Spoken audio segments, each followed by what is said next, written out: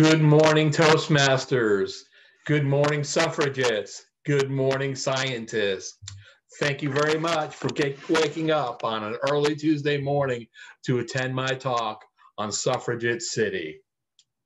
Hunter, Rick Hunter. Rick Hunter was thrown out of high school for blowing up the chemistry lab.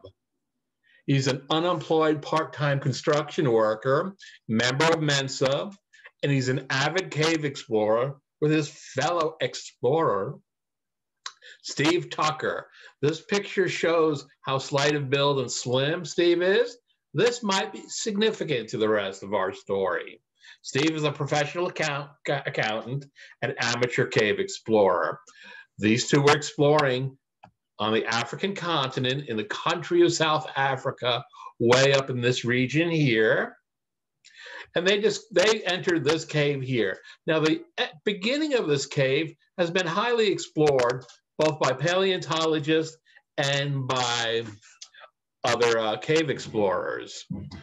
But down here in what they call Superman's Crawl, it's only about 10.5 inches wide. Very few people have gone further than in here. Again, you're 60 feet under the surface, pitch black, except for maybe a little pen light on your helmet. They explored around here, and Steve and Rick found a 7.5-inch gap, which they later nicknamed the Dragon's Back, right up here. So again, only 7.5 inches wide. They got the idea to push their way through. Then there's a 40-foot drop, which they descended. Now remember, it is so skinny that they were able to bump against the sides and slide down. Otherwise, this would be a very short story. And they came into the Dinaledi chamber where they discovered something significant. This happened on Friday, September 13th, 2013. I want you to think about where you were in 2013. I know that you were a member of Toastmasters. You were a member of Toastmasters. You were living in Northern California. Think about where all you were and what was going on. That's how recent this discovery is. Now, Rick and Steve took their discovery, or the information about their discovery, to Pedro Boshoff, who, although looks like a dirty-faced miner right here, is actually an employee of geological companies and universities. The bike he's on here is provided to him by a local school to help him get around and do his exploring in Africa. Now, Pedro is also does some of his work for Lee Berger. Now, Lee is the Oprah Winfrey, the Paul McCartney, the Joe Montana, the Barack Obama, the Paul McCartney of paleontology. He's the most famous living scientist in it right now. And it has very much to do with, or he got his beginning with a discovery he made in 2008. This discovery put him on the cover of the Rolling Stones. No, I put him on the cover of Scientific America, Time Magazine, Science Magazine, and many other leading scientific periodicals. But wait a minute, did I say Lee made the discovery? Not true.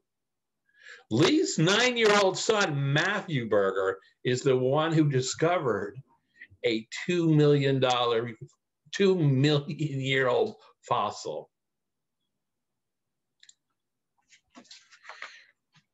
These two gentlemen. Now you got Rick. So backtracking, we had Rick and Steve went up to Rick, Steve, and Pedro went up to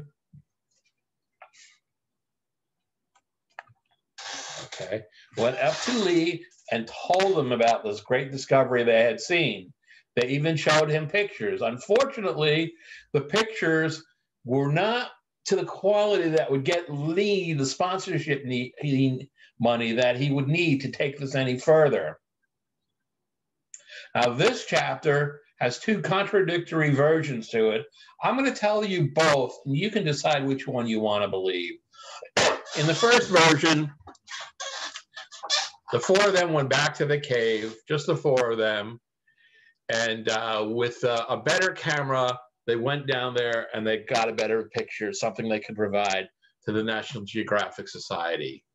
And a totally different version told after Matthew was 18 years old. It just so happened that as a 14-year-old, Matthew was the only one available on the African continent who was trained in quality paleontography photography that could fit through a teeny tiny 7.5-inch hole.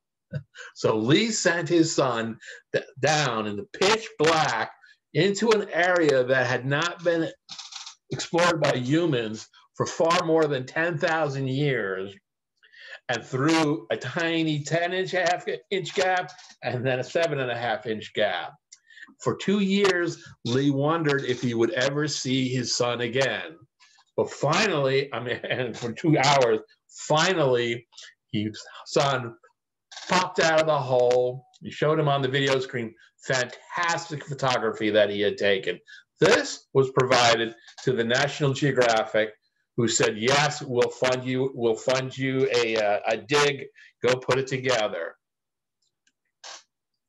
So this is a Facebook post dated October 6th that Lee made on Facebook requesting volunteers, requesting assistance.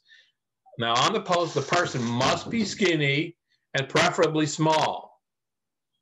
Successful candidates could not be claustrophobic. They had to be cavers. They had to hold a relevant master's degree. They had to come immediately. Travel expenses would be covered. They would not be paid. Believe it or not, 60 people volunteered for this. Berger chose 6 of them. So again, backtracking or timing our steps, on Friday, September 13th, bones were discovered. On Sunday, October 6th, 2013, National Geographic said, go ahead. He made a social media post. And on November 10th, the Rising Star team was put together. Here they are. As again, we'll learn a little bit more about them later. As you can see, it's 6 small, petite women that began their work on Sunday, November 10th. Here's another shot of the cave they were going in. Once again, a more typical cave down here. Over here, you get what's called the Superman's Crawl. This is 10.5 inches wide. It's called the Superman's Crawl because the only way you get through it is to put one shoulder in front of the other and sort of wiggle your way through that way. Otherwise, most people cannot make it past that. Then you're in a pitch black chamber up to here, and what's called the Dragon's Back here is only 7.5 inches wide. And you've got your 40-foot drop, and you find your way over to where the fossils are located. It's filthy, dirty, nasty, stinking work. And these 6 women scientists said, bring it on. The significance of the Rising Star dig is that in East Africa, for 50 years, the world's top anthropologists only found 100 hominoid bones. The Rising Star team found their first 100 fossils in 5 days of work.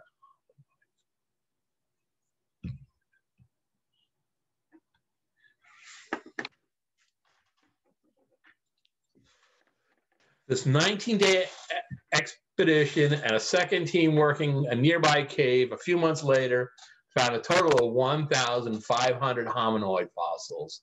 This is more than double the entire number of hominoid fossils discovered worldwide. Usually, fossils are found partially enclosed by hard rock or sediment. It usually takes weeks or even months to painstakingly remove the fossils from their enclosure. The fossils of the Dinaledi chamber were sitting on top of soft, dusty earth. The majority of the bones in the chamber were articulated. This means the finger bones were connected to the hand bone, to the arm bone, up to the shoulder bone, and so on. In a future speech, I will elaborate on the findings in the chamber, but I want to conclude today by listing the heroines of the expedition. Becca Pexio, PhD student. Maria Elliott, PhD in biological anthropology from Simon Fraser University in California. Elliot Ferguson, master's in biological anthropology. Hannah Morris, master's degree from the Ohio State University. Aliyah Gutroff, PhD candidate in hominoid foraging from Tanzania. Hunter, K. Lindsay Hunter, master's from the University of Iowa. At the Rising Star expedition, she met and later married her husband, Rick Hunter. Thank you very much, Toastmasters. I want to conclude reminding you that if you're ever given an opportunity to go into the dark, to go where no one's gone before, and it might be a little bit risky, it might be uncomfortable, but take it, because great things can come from that.